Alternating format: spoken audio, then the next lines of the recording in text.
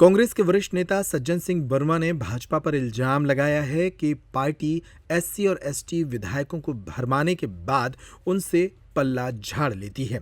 बीना से निर्मला सप्रे हैं जो कांग्रेस से विधायक हैं और छिंदवाड़ा के एसटी से कमलेश शाह हैं। भाजपा ने दोनों को ही मंत्री नहीं बनाया। भाजपा दोहरी नीति अपनाकर ऐसे लोगों के साथ किनारा कर जाती है। उन्होंने मोदी पर भी कई गंभीर आरोप लगाते हुए भोपाल में एक प्रेस कॉन्फ्रेंस की।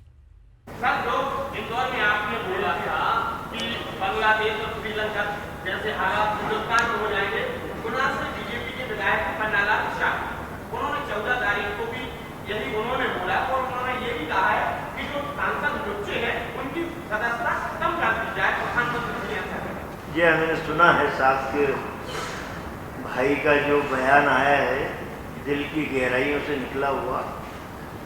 उन्होंने बांग्लादेश की घटना का जिक्र भी किया। मैंने तो चूँकि कांग्रेस का हूँ लेकिन भारत का नागरिक तो हूँ, मैं अपनी सरकार को चेतावनी तो दे सकता हूँ कि जो हालात इस समय लाखों किसान दिल्ली की बॉर्डर पे अपनी जान जोखिम में डाल के वाजिब मांगों के लिए बैठे हुए हैं, हजारों किसान मर गए।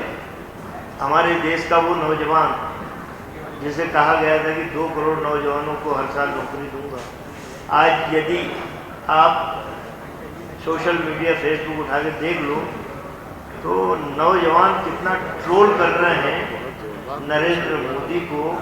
तो अपनी सरकार को चेतावनी देना है नागरिक का, अपने देश के कर्तव्य की वही हालात जो वहाँ पैदा हुए भारत में बन रहे हैं तो सरकार को चेत जाना चाहिए। उनने सांसद के बारे में कहा तो मैं ये कह सकता हूँ कि बीजेपी के सांसद के बारे में उसकी प्रतिक्रिया है। कांग्रेस के सांसद ज़हीन हैं, वैचारिक स्तर बहुत ऊंचा है। ये जरूर है कि हम विपक्ष में बैठे हैं लेकिन आज मेरे नेता राहुल गांधी के विचारों को यदि आप लोकसभा के पटल पर सुन लें तो समझ में आ जाएगा। तो उन्होंने अपने दल के सांसदों को ये कहा तो एक भरा हुआ व्यक्ति, वो भी पुराना नेता है, उसने जो कहा वो अपने दल के बारे में कहा तो कहीं ना कहीं मन के भाव पीड़ा के रूप में जुबान पे आ जाते हैं। मैं उनको धन्यवाद देता हूँ कि थोड़ी देर से पहचाने अपने सांसदों को। देखिए सरकार होती है, सरकार का एजेंडा पूरे भारत में यही चल है। तो इस पर प्रतिक्रिया देना मैं ठीक नहीं समझता क्योंकि अब सरकार है, कुछ भी नियम बना सकती है। जाति की जनगणना नहीं कराएगी लेकिन जाति के आधार पर भेदभाव जरूर करेगी। जाति जनगणना कराने के लिए मेरे नेता राहुल गांधी पूरे देश में अपने भाषणों में बोल रहे हैं लेकिन भाजपा जाति जनगणना नहीं कराती लेकिन जातियों में भेद कराने का काम करेगी। ये शब्द ही गलत है। फिर से सक्रिय दिख रहे कमलनाथ जी हमेशा सक्रिय रहे। इस प्रदेश के नहीं देश के वरिष्ठ लीडरशिप में माने जाते हैं कांग्रेस की। ये है कि चूँकि बहुत सारे मसले दिल्ली में भी रहते हैं, दिल्ली में भी रहना पड़ता है, मौका मिलते भोपाल आ जाते हैं, जैसे नौड़ा चले। मैं भी मिल के आ रहा हूँ, वहीं से सीधे आते हैं। क्या खबर है?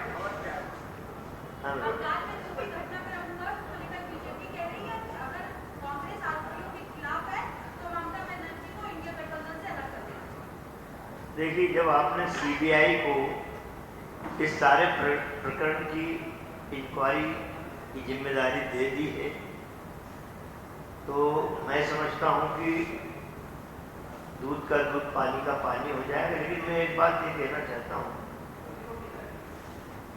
अभी उत्तर प्रदेश में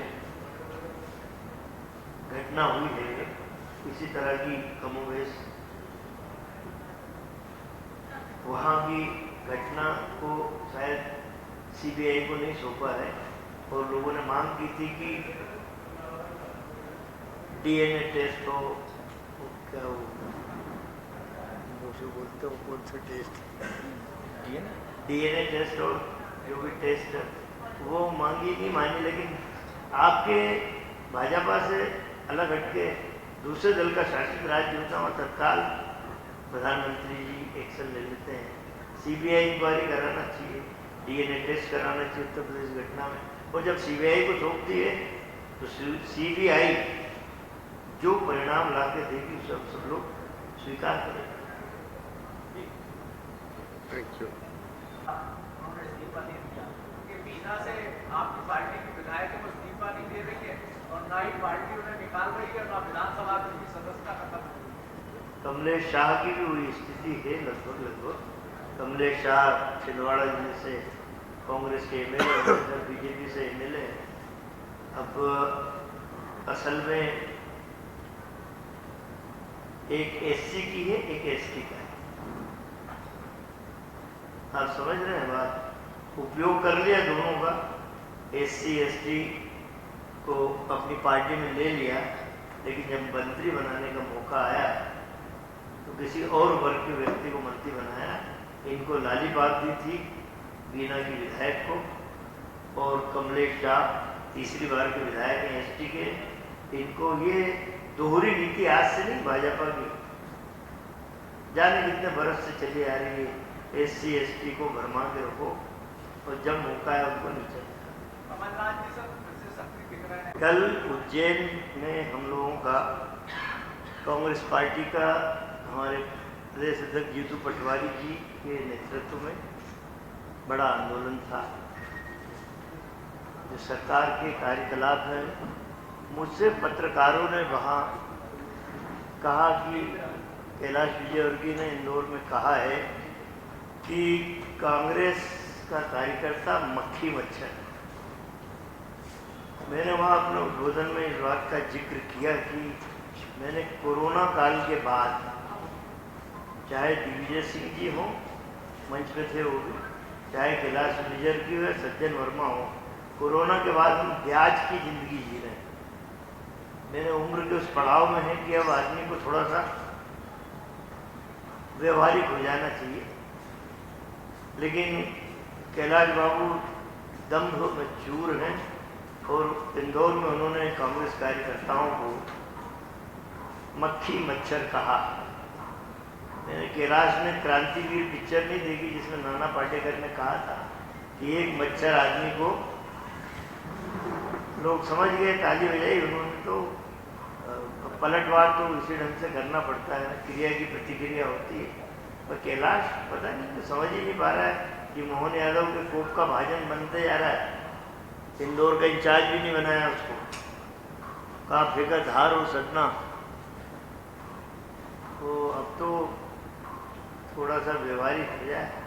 ये तो मोहन बाबू तो बड़े जादूगर हैं उससे, बाकी तो यही है। और कुछ पूछना तो तैयार बैठे हैं। सरकार